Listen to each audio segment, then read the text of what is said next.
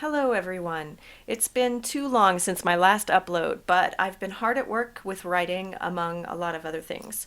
I want to take a quick moment to draw your attention to two journals that you can read free online: Heart of Flesh Literary Journal and The Orchard's Poetry Journal. Two of my poems were recently published in Heart of Flesh. The poems are called Salvage and The 13th Station. And also a piece of flash fiction was published there, and it's entitled The Exchange. Two other poems of mine were also published in The Orchard's Vincent's Plane Trees and The Kingdom of God is Like, which won a first place award there. I think that these poems do connect well with the theme of this particular drama review, which we'll get to in a moment.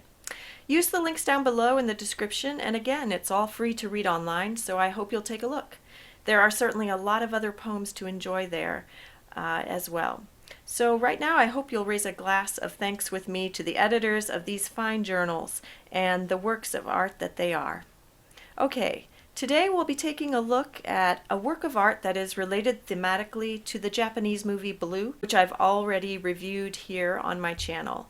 So in my mind, today's analysis will be a continuation or a part two of the ideas I began to explore in my last review. If you'd like, you can check out part one, my analysis of the boxing movie Blue, and see what you think. All right, I hope you've got a tasty beverage with you to enjoy if you wish. Put your feet up, get comfortable, and here we go.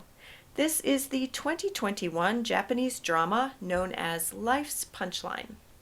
This 10-episode drama has the same writer as another favorite J-drama of mine, already posted here in the gallery, and that is the so delightful My Story Is Long, also known as If Talking Paid. Along with its quality writing, dialogue, and storyline, Life's Punchline also has a noteworthy cast of talented actors who help make this a show worth watching and rewatching.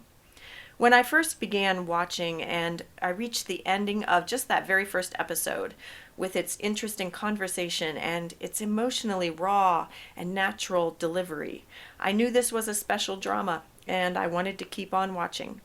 This is the story of three friends who formed a comedy group called Macbeth. They've worked hard and sacrificed to pursue their dream for 10 years without ever becoming really popular, and now they must decide whether to continue to go on or to quit. This is also the story of two sisters whose lives become intertwined with the Macbeth group. Each episode begins with part of a comedy skit that ends up relating in some way to real events portrayed in the rest of the episode. In this drama series, we get a satisfying mix, I think, of things both poignant and comedic. And the friendships seem so real and believable to me as they interact in various life moments, like having meals together. These are friendships that I enjoyed rooting for because of their history and sincerity and goodness. I simply loved their friendship and all of their interactions, from zany and goofy to gut-wrenching. I found the various side characters relatable and likable too, overall. The theme quote I've chosen for this J-drama comes from the book Culture Care, Reconnecting with Beauty for Our Common Life. In this book, the author says that culture care values reach far beyond materialism to the ultimate human value of love. He points out a problem with utilitarian or pragmatic thinking when it comes to art. And the author gives us as examples the poet Emily Dickinson and the painter Vincent van Gogh, who were both clearly called to their art, though neither of them found an audience for their work in their lifetime. When we pursue our vocation or calling with love, in an effort to connect ourselves and others to beauty, it can be a lifeline held out to others, whether we meet with worldly success or not. And I think this is true for the fans of Macbeth in our story, and for the members of Macbeth. Their time spent together, the art they created, the loving relationships they built were all a shining thing. It was not a waste. In Life's Punchline, there is definitely a theme of the value of doing things to make the people we love happy. Now, I've got just a very few select images from the series to illustrate the theme and to show the relationships cultivated as Macbeth pursued their vocation. This is Macbeth gathered to go over their comedy skit material at their usual table at the restaurant where their super fangirl works.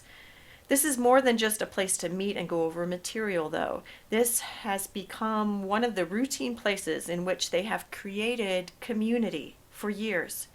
And in one final act of love, all three members take the time to each give a personal thank you to the older sister who has served them and brought their coffee for years. Here's a quintessential picture of the loving relationship these guys have made as they've pursued their art together. After their final attempt to make it big with Macbeth, which has resulted in yet another failed audition, they drive 18 hours one way for a meal together. Later, in a different scene, Shunta listens to the younger sister, who is amazed that Macbeth has continued so long in the face of failure, because she's afraid of failure and she's afraid that she's an empty person. He points out some of the small, quiet, but thoughtful things that she has done for other people, and he says to her, "People who are truly empty think about helping others, but they don't act on it." This is the apartment the three of them share as they each work their part-time jobs on the side to support their comedy dream. And they have lots of interactions together here, of course, including a time when Shunta encourages Haruto to keep on calling his older estranged brother, even if he still ignores him. And Shunta says, "The thing is to keep knocking on the door." As they prepare to move on from their dream and enter a different phase of their lives, they decide to sell the car that has been their transportation to all of their shows. And we see flashback scenes of them sleeping in their car instead of a hotel in order to cut costs. We learn that they called themselves Macbeth after their high school teacher, and they recall driving him as high school students to the hospital when his son was born. They wash the car together one final time, and Haruto breaks down crying and he says, "This is so much more than a car. It contains the whole history of Macbeth. It's the fourth member of Macbeth." And later on, when they talk with their old teacher and his son, the boy asks them, "Is it better to not chase a dream? It must be hard when you fail." And Haruto responds, "We didn't fail." "Then why are you breaking up?" "Because our time is up. Take soccer, for example. Each match has a fixed period of time." And then Shunta says, "Losing doesn't equal failure. Otherwise, that would make every athlete or artist who isn't at the top a failure. I think we won, though." And he refers to the relationship they have with their old teacher. "I think whether you win or lose in life comes down to how many of those kind of relationships you've managed to build," he says. Haruto arranges to talk with the older sister and receives her encouragement. He asks if she thinks hard work is rewarded, because he's tried so hard and sacrificed so much and always believed that they would be rewarded. And she says, "There are cases where the reward comes later."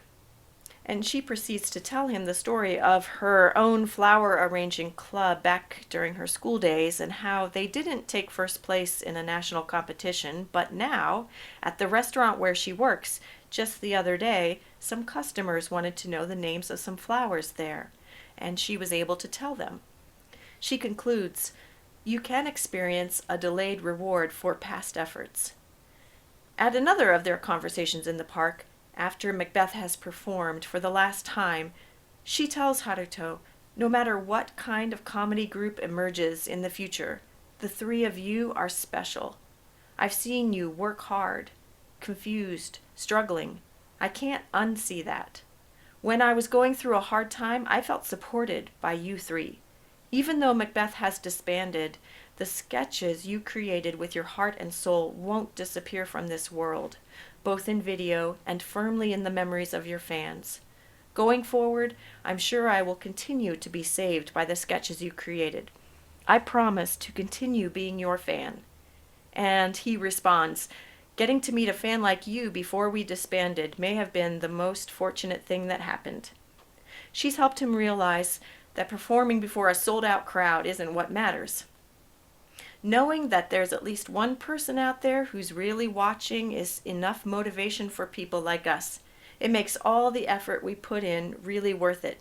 Thank you for finding Macbeth, he says. Last of all, here's the music I've picked to go along with the theme. This is the song Golden from one of my favorite bands, and I've featured their music before here on my channel because it's the kind of culture care art we need. It's the kind of art I wish to support. These guys know about working hard for years, pursuing a passion for music while holding down day jobs and driving distances to various gigs, caring about relationships, and that it all really boils down to love. One of my favorite lines in the song is this: "As we follow in the dark, every single spark is golden." I've provided a link down below in the description, so have a listen and enjoy. Thank you for being with me here in the gallery for this review. And now, as we go on our way, let's do our best to stay awake to gather the beautiful.